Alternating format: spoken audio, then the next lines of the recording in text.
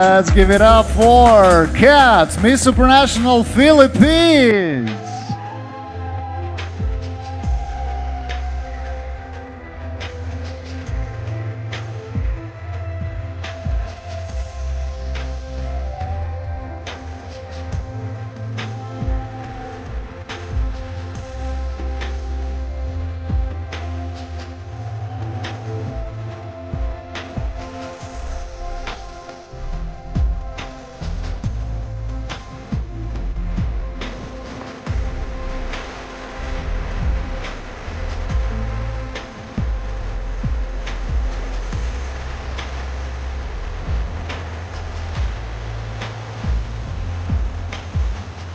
So inyo pong napanood mga kapolitika ang naging performance ng ating pambato dito sa Miss Supranational 2026 na si Katrina Ligado at nakita nyo napanood ang kanyang naging performance at pasabog na pasarela dito sa Miss Supranational dahil nabanggit natin at napag-usapan natin yung kanyang naging performance doon sa runway nitong mga nakarang araw, pero ngayon mga kapolitika ay masasabi natin na nakabawi itong si Katrina kung ikukumpara doon sa nauna niyang performance kung saan is napakarami yung mga negatibong komento, marami yung mga suggestion, marami yung mga constructive criticism sa kanya.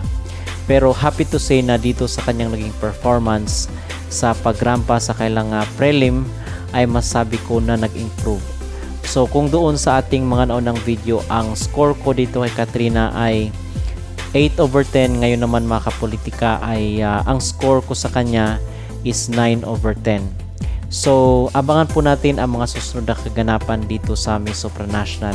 So ito yung sinasabi at inaabangan natin na pasabog ni Katrina Ligado dito sa sa kanyang kompetisyon sa Miss Supra.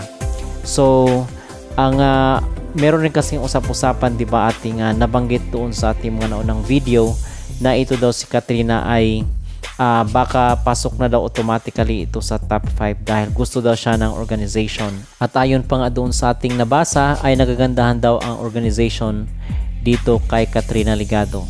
So ang maging reaction at maging opinion ko naman dito sa pagrampa ni Katrina, I believe na nag-improve yung kanyang pasarela, naging mas fierce at kitang-kita mga kapolitika na na-enjoy ni Katrina ang every moment dito sa kanyang pagrampa sa preliminary competition sa swimsuit category ng Miss Supranational.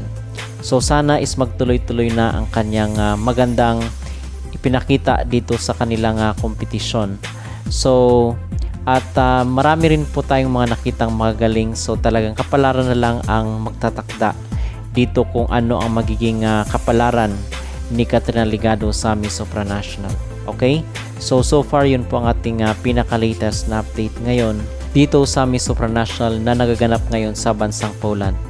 At update rin po doon sa mga parents ni Katrina ay nasa Poland na rin po ngayon yung mama at papa ni Katrina para dumalo dito sa competition of course ni Katrina Ligado. All out support ang kanyang mga parents dito sa kanyang laban sa Miss Supranational. So sabi nga natin doon sa ating mga naunang video na manalo or matalo man si Katrina, all out pa rin po ang ating support dito sa kanyang journey sa nasabing beauty pageant competition. Okay, so sana sa finals is mas pasabog pa ang ipapakita ni Katrina Ligado dito sa kanyang sa finals ng Miss Supra. So 9/10 ang maging score ko dito kay Katrina Ligado. Kung kayo po ang tatanungin mga kapolitika, ano po ang inyong maging score dito sa naging performance ni Katrina?